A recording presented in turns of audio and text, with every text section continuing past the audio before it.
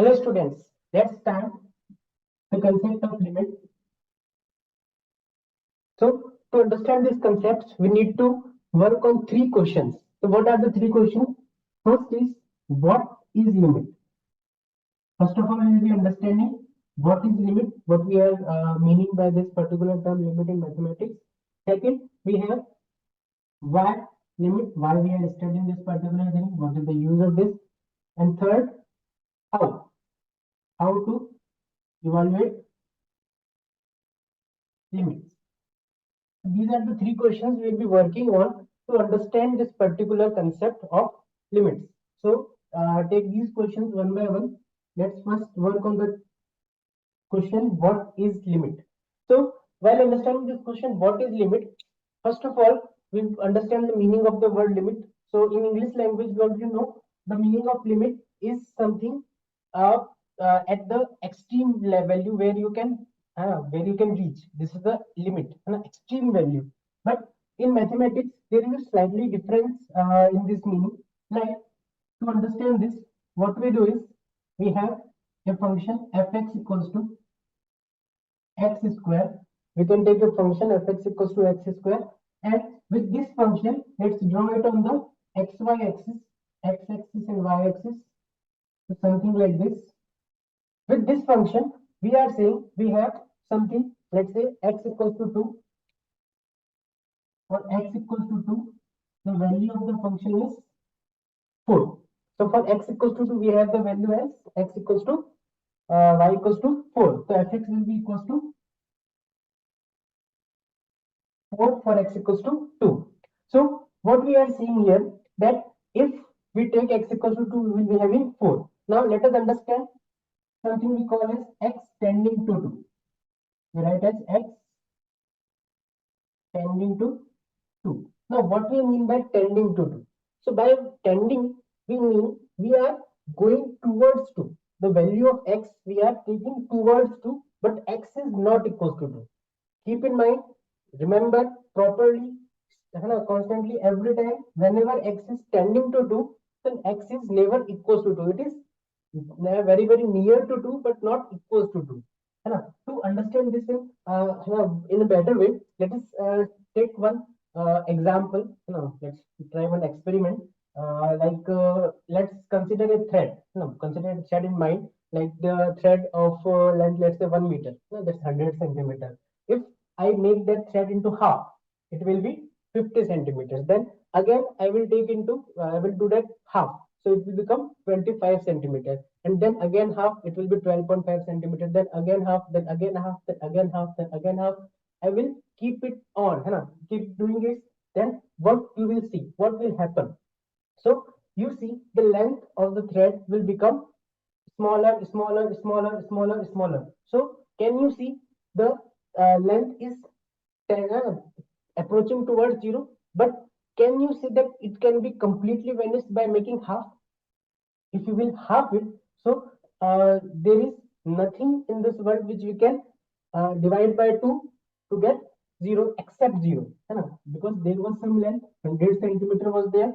So if you will divide by 2, it will be 50. But if there is any length is there, non-zero length, so divide by 2, we can never be 0. If this quantity is not equal to 0, then this cannot be equal to 0. So that means what we are saying, that anything like this length of thread, we are saying it can never be equals to 0, but it as far as we will be keep halving it, so we will be having it tending to 0, but not exactly equals to 0. So something like this we will be understanding here, working on this. So x tending to 2 means x is very, very near to 2. Now if we are saying near to 2, so there are two possibilities. One is left side and one is right side. So there are two possibilities to reach towards 2. So what are the two possibilities? So one we are seeing LHS, left hand side, another is right hand side. So if we are saying left hand side, so we are approaching towards 2 from left hand side. So we write x tending to 2. Now if we are approaching from left hand side, so that means the values are less than 2. isn't it? So we are approaching from 1, then 1.5, then 1.8, 1.9, 1.99, 1.9999999. In this way, we are approaching towards 2, but not exactly equal to, because we say x tending to 2 minus. And if we are approaching from right, so we will say x tending to 2 plus in the similar manner. Got it? So this is basically left hand side and right hand side. So we are saying x tending to 2 minus and x tending to 2 plus. So this is the basic meaning of tending. Got it? Now, after tending, let us understand the limit. Basically, when we are saying limit of f x when x is tending to 2. So this has two parts. One is 2 minus and another is limit x tending to 2 plus fx. So as you can see, x tending to 2 minus means approaching towards 2 from left hand side, and limit extending to 2 plus means approaching to 2 towards from right hand side. So here we can say x tending to 2 minus means, let's say x is, let's say we can say 1.9. So the square 3.61. So it will be near to 4 but not very near. Then we can take 1.99, then square we will have more near value to 4. Then as we will proceed towards 2, the value of fx will be approaching towards 4, isn't it? When we will be approaching very, very near to 2 from left hand side.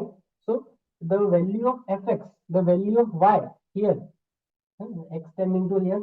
So it will be something like this, then like this, then like this, and so on. So as you will be approaching towards 2, the value of y will be approaching towards 4. But as the x is never equals to 2, then value of fx will never be equals to 4, isn't it? So that means x tending to 2 minus will give us only y tending to 4 minus, not exactly 4.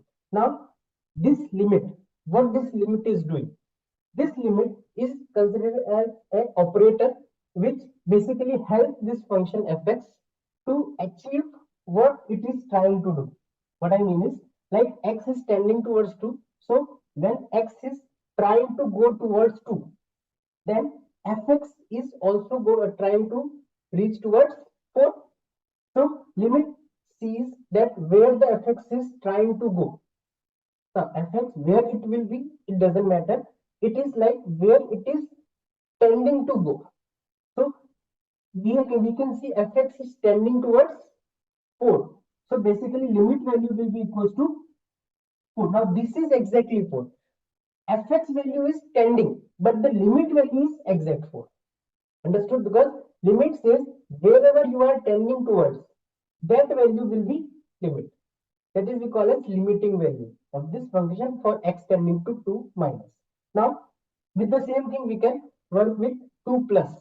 So while we are working with 2 plus, we will be approaching to 2 from right hand side. So right hand side we will be approaching to 2. We will have 2 plus. So fx will be approaching towards 4 from the bigger side, bigger than 4. So when x is 2.1, square we will have 4.41. There is something value near to 4. But if you will be more near to 2, like 2.01, so square will be nearer to 4. Then 2.00001, square will be very, very near to 4. So similarly, when x is tending towards 2, the fx is also tending towards 4. So fx is having tending value, tending to 4. But the limit, what it does, again, it is an operator.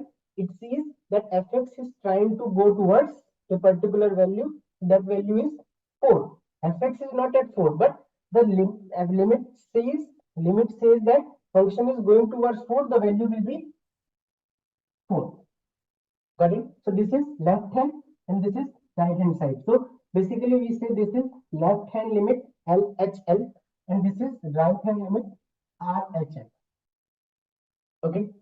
Now there is a definition of limit, right? I will remove that. So if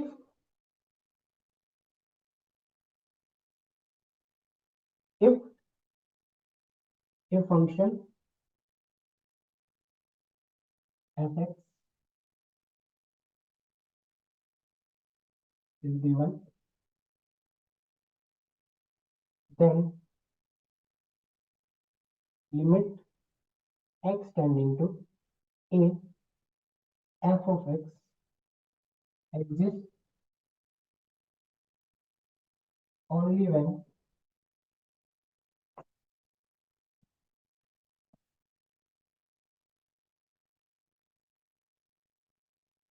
limit x tending to a minus fx equals to limit x tending to a plus fx equals to some L which must be finite. So the value must be finite for limit to be defined. So this is the basic definition and meaning of what is limit. Got the idea? So we are saying what is limit. Okay, we have only seen here till now what is limit. Okay, so this is the basic definition. We have understood how to apply that, and what is the meaning. Now, after writing, let's proceed to the second question. That is why.